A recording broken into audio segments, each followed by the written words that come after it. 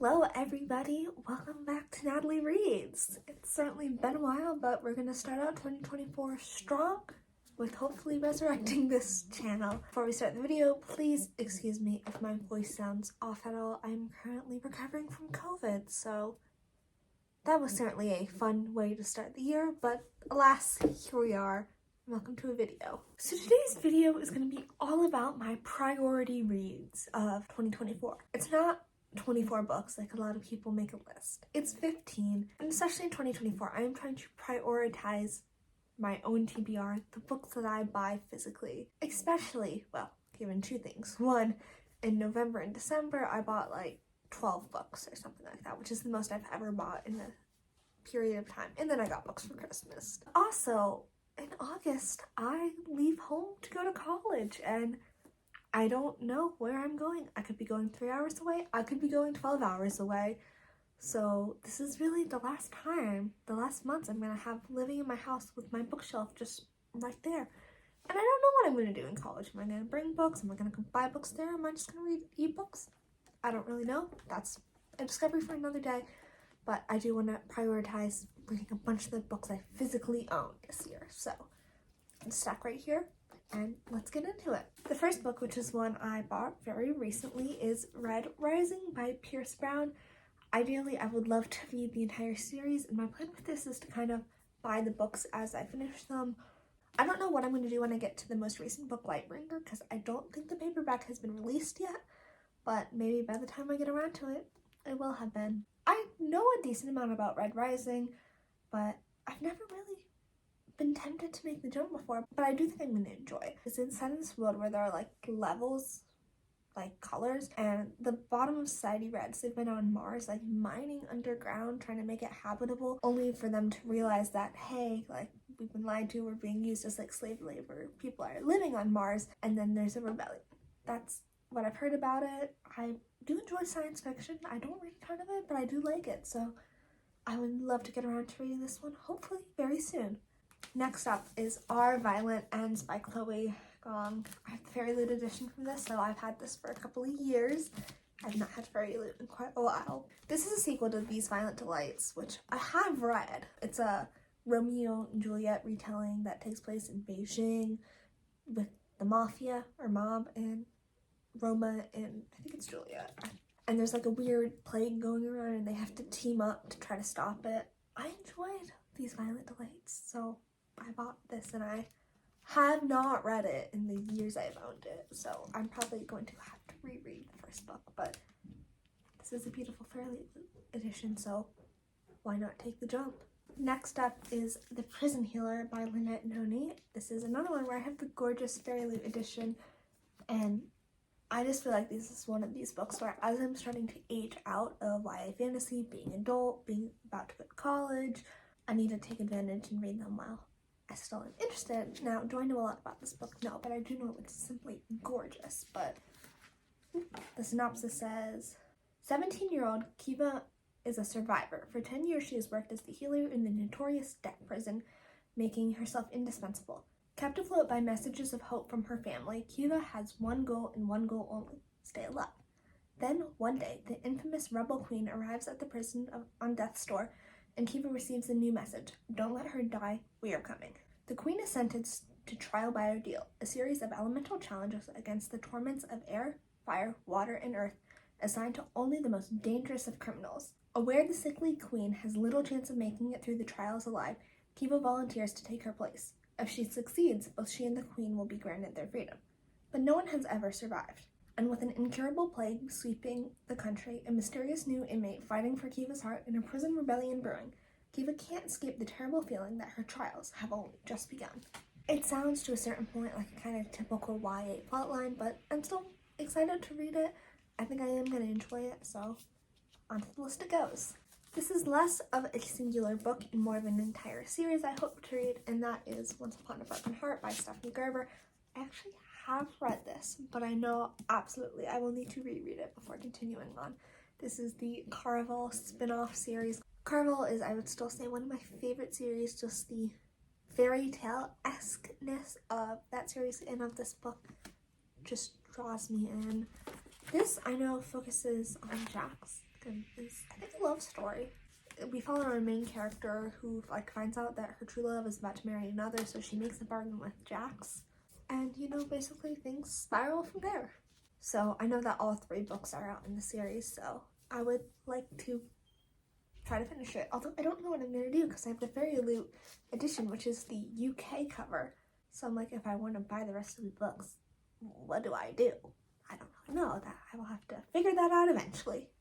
Another book in a trilogy that I want to read is The Shadow of What Was Lost by James Islington.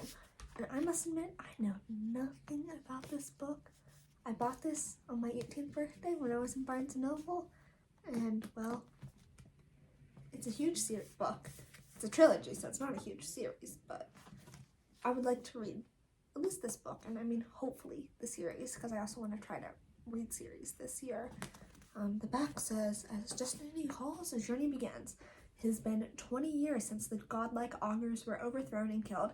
Those who once served them, the gifted, were sparred only after accepting the rebellion's 4 tenets, which vastly limited their powers. Damien suffers the consequences of a war lost before he was ever born.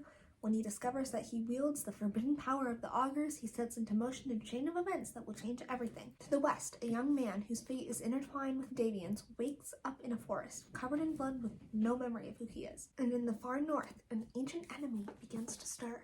I've heard some mixed things about this since I bought it. People say it's confusing, and definitely to not leave a lot of time between the books when you start reading it. So I know when I start reading the series, I'm kind of committing myself to moving through them. But yeah, any big epic fantasy intrigues me, so excited to do this one. Another one I want to read on the principle I have had it for a while is The Shadow of the Gods by John Gwynne. I do have John Gwynne's other series, The Faithful and the Fallen, I think, but maybe I'll also try to read that one this year, but I don't know. I like the fact that there are dragons on the cover of this one, if that does not sound incredibly shallow. It says it's Norse inspired. The back isn't that descriptive. It says, when the gods fought, it was a battle so savage they destroyed themselves, leaving nothing but their bones in the broken land and figured in their wake. Now as whispers of war echo over the fjords and across the plain, fate follows in the footsteps of 3 warriors, a huntress on a perilous quest, a noblewoman pursuing battle fame, and a thrall seeking retribution among the mercenaries known as the Bloodsworn. All 3 will change the course of the world as it once falls under the shadow of the gods. Not very descriptive, but certainly interesting, and I've heard a lot of good things about John Gwynne, the series, and his author in particular, so I should try to read it. One that I just got as a Christmas gift is Moss by Art Spiegelman, My Father Bleeds History. It's a graphic novel, and it's about Hitler's Europe using cats and mice. The art's interesting. It's comic book art, kind of. I'd never heard of it. Well, I think I'd seen it, but I didn't really know what it was about until my mom gave it to me, so I think it's gonna be really emotional because the son wrote this book about his dad's experience, so it's definitely gonna be emotional, and I don't think the fact that it's in graphic form, illustrated form, whatever, is gonna take away from the emotion at all, so need to buckle myself in whenever I do read this one because I'm sure it'll be gut-wrenching. Another one that I just got for Christmas and has been actually on my want-to-read list for a really long time is Ninth House by Leigh Bardugo. So this book follows Alex as she's in Yale and she becomes kind of part of the secret societies. I think she works with all of them. She has to monitor them, and then I think murders start happening. So yeah, people love this book, and last year the sequel came out, so it shall be interesting. I don't know if it's more than a 2-book series, but people really like it, and I've read Leigh Bardugo's other stuff, so it'll be interesting to see kind of her foray into adult books. So certainly excited for this one. I think it's going to be dark, which I don't read a lot of dark books. I mean, I guess a lot of fantasy books have dark elements to them, but I don't read a lot of horror, so this will be interesting to read. One that I just bought in New York, which I am so excited to have, is Babel by R.F. Kuang. When I was in New York, I was not searching for this book in particular. We were at the Strand, so I was just browsing. I saw this and I'm like, oh, it's a hardcover, it's probably expensive. For some reason, they were selling it at $17 instead of the list price of $27, so I snatched it up. R.F. Kuang wrote my favorite series, The Poppy War, and despite this book being out for like a year or two, I still have not read it. I think it is a fantasy, but it's like winds in translation, colonialism, racism, all at Oxford, so I'm excited. People love this book. They say it's masterful, and I'm sure it will be as good as The Poppy War is. And as far as I'm concerned, R.F. Kuang can do no wrong, so very excited to read this one. One that I got for Christmas like last year in 2022, and have since seen like people talking about how good it is One Dark Window by Rachel Gilling. My mom got me this last year, and I believe it's a duology, so just bam bam, knock it out this year. Once again, I don't really know a lot about it. I think it's like a romance kind of fantasy. Like, I don't think the romance is at the forefront of the story, but it has romance in it. It says, Elspeth Spindle needs more than luck to stay safe in the eerie, mislocked kingdom of Blunder. She needs a monster. She calls him the Nightmare, an ancient mercurial spirit trapped in her head. He protects her. He keeps her secrets. But nothing comes free, especially magic. When Elspeth meets a mysterious highwayman on the forest road, her life takes a drastic turn. Thrust into a world of shadow and deception, she joins a dangerous quest to cure Blunder of the dark magic infecting it, except the highwayman just so happened to be the king's own nephew, captain of the most dangerous men in Blunder, and guilt her of high treason. So, certainly sounds like it's going to be dramatic. This may actually be the next book I pick up, because I've just been staring at it recently, like, I want to read that, so we shall see. A romance book that I'm not quite sure why I bought it. I just saw it and I was like, yes, I'm gonna buy that. Is King of Pride by Ana Huang, especially because I've read all of Ana Huang's other books on KU, so I'm not really sure why I felt the need to buy this one. But to be fair, I do want to start buying the physical copies of her books because she's one of my favorite romance authors. And to be fair, at the time that I bought this, I did not have KU. My subscription had expired, and while I have since, in like the last 2 days, bought it again because I was like, oh, I have COVID, I want to read it. So yay, this is the second book in her Kings of Sin series. I read the first book, have not continued on yet. This is following Kai, who we meet in the first book.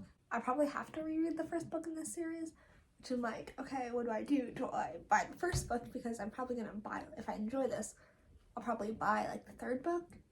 I'm thinking I'm gonna read the first book on KU, read this physically, and then if I enjoy this, buy the third book, and then eventually buy the first book. It's all very windy, but I don't know, it makes sense to me. It's a romance, it's a billionaire romance, so it seems like Kai is like this proper, kind of stuck-up guy. It's Isabel, who's like chaotic, she's quirky. They're forbidden, but they fall in love, and it costs them everything. I don't know. I like Ana Huang, so why not? Next, the next 2 books are 2 classics that I have picked up recently. I know last year I posted a video that was like, here are the classics I want to read, and I don't think I've read one from that video. But I think the issue was, I was gonna say I didn't own them, but I certainly owned some of them. But I'm like, now that I've bought these like with my own money and not like gifts, I feel like I have to read them. So first up is A Tale of Two Cities, which, yeah, this was more of an impulse buy.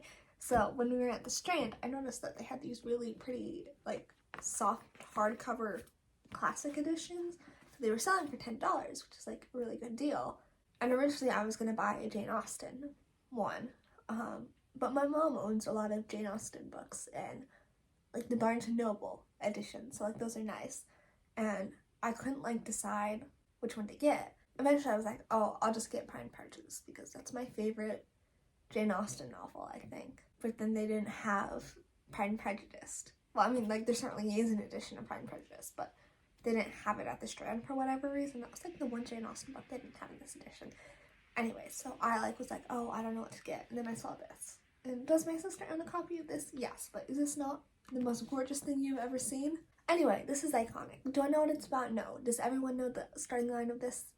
It was the best of times, it was the worst of times. It's about war, I think. Civil War, French Revolution. That's what I'm guessing. Anyways, Charles Dickens. I haven't read any Dickens, so this will be an experience, I'm sure. I'm excited, though, to read this one, so. On the list. Now listen. I don't know why I think I can read this. I have no good reason to think I can read this. Except for one. want is the only reason. War and Peace. This requires a story, and I'm putting it down because also though, this is a pretty copy. Yeah, it's a pretty copy, I will say that. This requires a little story of why I want to read this. In October, my family went from where we live in the suburbs of Philadelphia into the city to see a local university do a performance of Natasha Pierre and the Great Comet of 1812. That musical is based off of like 70 pages of War and Peace. It's based off of part of a chapter in it. And that musical is one of the best musicals I have ever seen in my entire life. Forget the fact that it was like a student-run thing. The script itself was fabulous. The music, oh my god, amazing. And the acting was great too. I came out of that saying, I want to read War and Peace. So, over Black Friday, I bought a copy of War and Peace. 1,400 pages. Easily the longest thing I have ever laid my eyes on. This may be longer than some of my editions of the Bible I have. Yeah. So I want to read War and Peace. I need to read this soon or else I will not read it. Maybe this should be my February reading plan. Just this. It's so big. Let's see. Does this one have footnotes? Doesn't have them in the front. Maybe okay, it has them in the back. Oh, that's fine. That's annoying. I don't like when footnotes are in the back of the book, you know?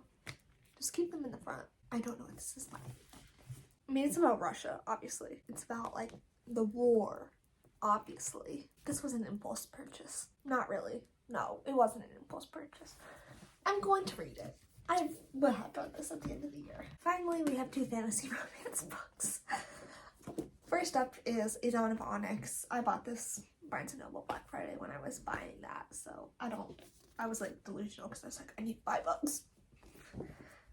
It's the first book in a new series. It was like 50% off or something, so that's why I bought it. It says, Arwen never expected to be the brave one, offering her life to save her brothers. Now she's been taken prisoner by the most dangerous kingdom on the continent and made to use her rare magical abilities to heal the soldiers of the Onyx King. Arwen knows better than to face the ancient wicked woods that surrounds the castles on her own, which means working with a fellow prisoner might be her only path to freedom. Unfortunately, he's as infuriating as he is cunning, and he seems to take twisted pleasure in playing on Arwen's deepest fears, but here in the Onyx Kingdom, trust is a luxury she can't afford. To make it out of enemy territory, she'll have to navigate backstabbing royals, dark magic, and deadly beasts, but untold powers lie inside Arwen, dormant and waiting for a spark. If she can harness it, she might just be able to escape with her life. I don't know. I looked up new good romances, like fantasy romance. It was from 2022, so hopefully the sequel should be out. And this came up, so I was like, okay, I'll read this one. I don't know. I feel like I'm either gonna really like it or it's gonna be really bad, and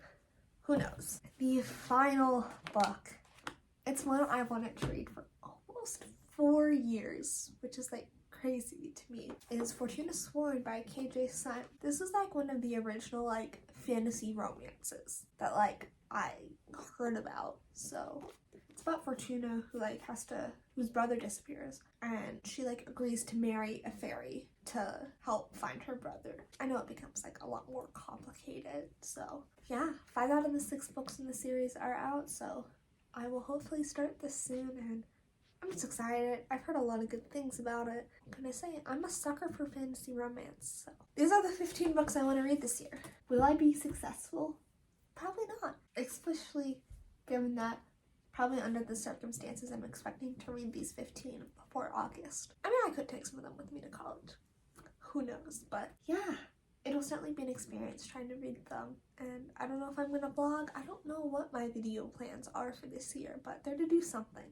So join me on this glorious adventure of reading these books throughout the years. Thank you guys so much for watching this video, and I will see you in my next one, which will hopefully be soon. Bye!